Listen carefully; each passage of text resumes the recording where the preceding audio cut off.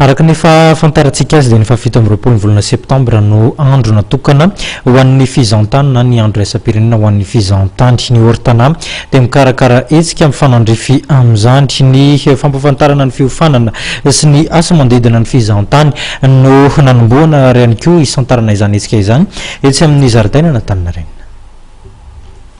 Sehatra manome asa ary manana ho avy ny fizahantany. Amin'izao vanim-potoana mabetsaka amin'ny fizahantany izao dia mitombo ny tolotra arak'asa eto fizahantany.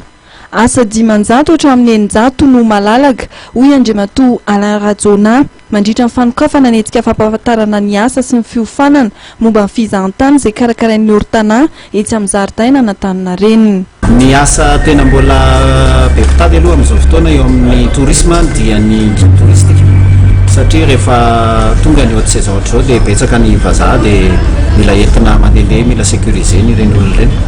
Ny sehatra mitady olona betsaka ihany koa dia ny resaka hôtellerie sy ny restauration satria hitantsika fa raha misy hôtel anankiray dia raha manokatra hôtel na 20 chambre ianao ohatra dia misy mpiasa farafaratsiny eo amin'ny 30 na 70 miasa ao anatin'izay. Dikan'izay zany mbola malalaka le sehatra mikasika ny asa raha izao no resahana. Raha ny ho avy no resahana dia ny tanjon'ny ministera amin'ny fizahantany dia ny hoe hitondra fizahantany ray tapitrisa 1 million afaka 3 taona na 4 taona. Ny dikan'izany eo amin'ny lafiny arak'asa dia misy asa eo amin'ny 1000 isa-taona mila foronina ary mila fenona. Ny sekoly mampianatra fizahantany amin'izao fotoana nefa dia mamoaka mpianatra eo amin'ny 500 na 900 isa-taona. Izany hoe raha mianatra fizahantany zany le ankizy amin'izao ora sy fotoana amin'ny fidirana amin'ny oktobra na novambra eo dia sur izy fa mahita asa satria tsy ampy ary ny isan'ny ankizy mianatra fizahantany manao an'le asa. Ny eo anivon'ny hôtely fandraisam-bahiny ihany koa dia manana tolotra asa amin'izao vanim-potoana mabetsaka amin'ny fizahantany izao.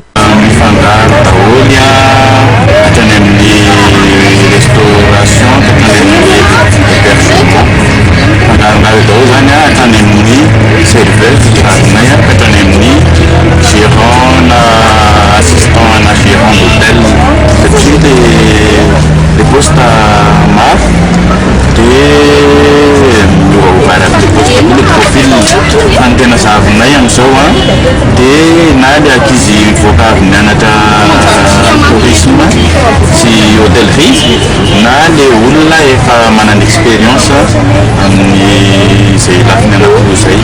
Etsika maro loko no noman'ny ofisy régionaly misahana ny fizahantany eto Analamanga na ny hortana entina ankalazana ny andro eran-tany ho an'ny fizahantany nanomboka androany hatramin'ny 15 volana oktobra izao. Ny sabotsy fa 17 ny volana septambra ho avy izao dia misy ny fitsidiana tanterahana ny Sadabe sa Afanilo.